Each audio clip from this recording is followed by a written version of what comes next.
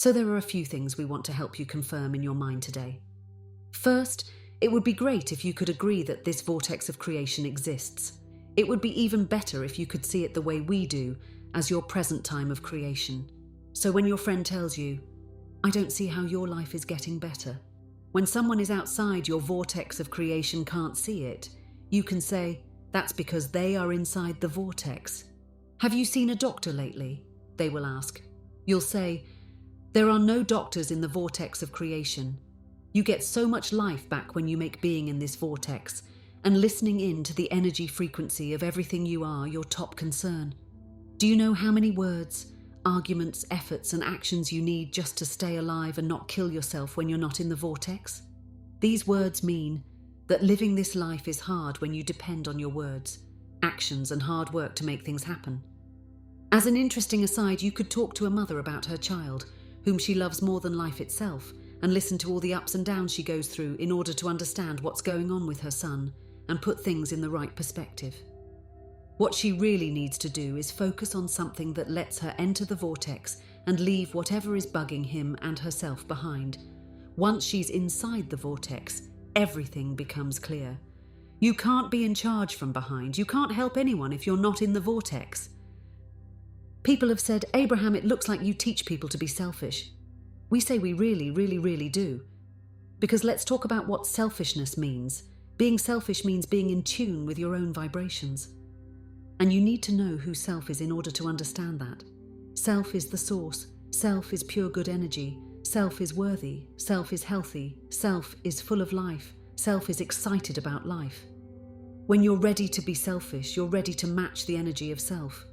This means you're ready to let go of the thoughts that keep you separate from that and practice the thoughts that bring you into line with it. That just means you don't care about how other people feel. People then call it selfish. "You're so selfish, you're only interested in yourself," people say. "You should please me," is what they mean. "You're selfish because you only care about yourself, but I don't think you should care about me more than yourself." There's some bad logic going on. And every time you want to please them instead of yourself, you think, "Oh, that's such a short-term gain." Because you care about other people's feelings and how they react to you, so you act in a way that changes how they react to you. They are badly hurt by what you do. Because you show them that they can demand, persuade, rule, or use power to bring their life to the ground. And not many people will be as willing to help as you. What about you? Have you ever met someone who was so willing to help that they'd do anything? Then they were the only ones who would act that way. So you only had that one friend. Most of the time it was your mum. You didn't really feel ready for the world, did you? You can get in touch with both the person you were before you were born and the person you've become since then, though, if you show yourself that. Not just with you and everything you've turned into, but with the source itself. Whenever you want to show yourself that you care, you should be selfish and look for the best way to feel about whatever is going on. When you want to be in the vortex, you want to be in sync with the energy that makes worlds. And someone who is in the vortex and in tune with that energy is stronger than millions of people who are not. Because you are so good at step one, it's really interesting to see what happens in your world. A lot of you have turned step one into a job. You look at the data and know what you want and what you don't want. You also know what you don't want and what you do want. The source is over here.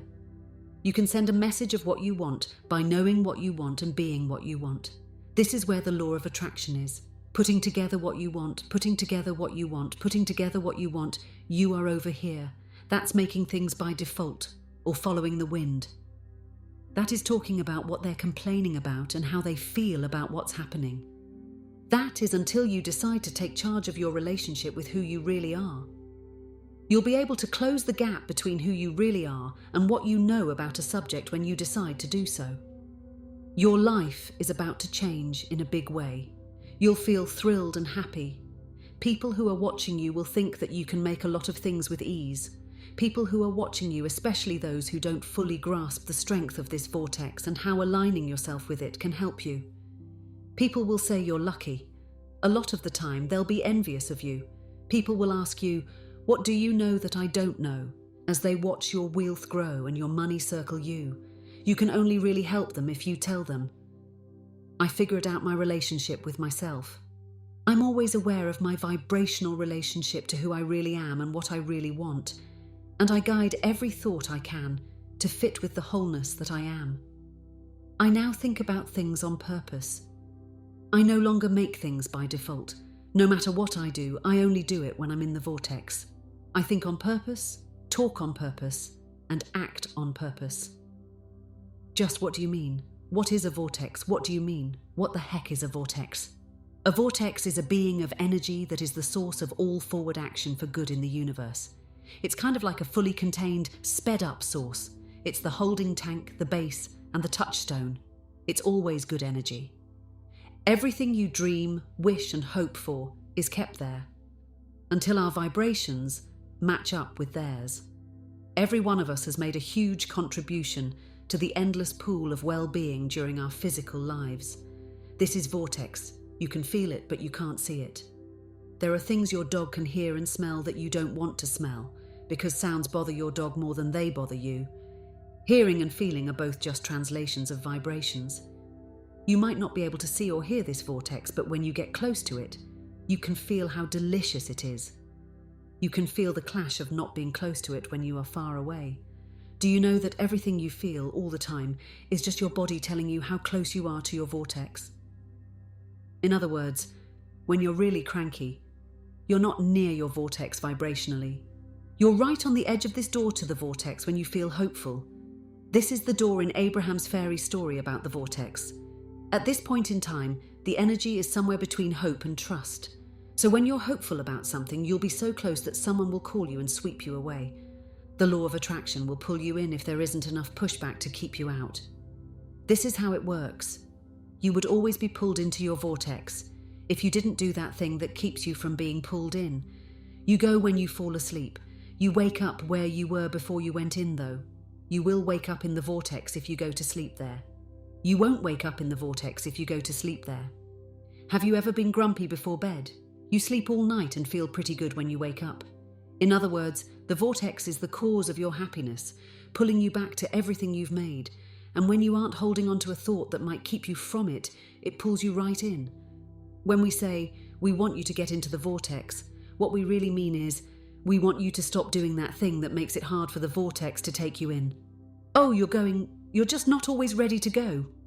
This means that when you croak in, you go. It was so much fun to see you die, moving right away into everything you've already become, everything you've asked for. We don't believe you should croak to get into the vortex. We don't believe you should have to croak to be who life has made you. As the day goes on, we're excited to talk with you about anything you want. Our goal is to help you find an energy stance, which is a way of thinking about whatever is going on in your life for better or worse. We want to help you loosen up your resistance because the vortex pulls you in when you do. And that's really where you belong. That vortex is where you belong. It's where exciting things can happen all day, every day. It is possible for this time-space reality to make you want something, and that desire is already present in this vortex of creation. It is also possible for this time-space reality to give it to you right now. There is a pause between you putting it in the vortex and it appearing where you and others can see, smell, hear, taste, and touch it.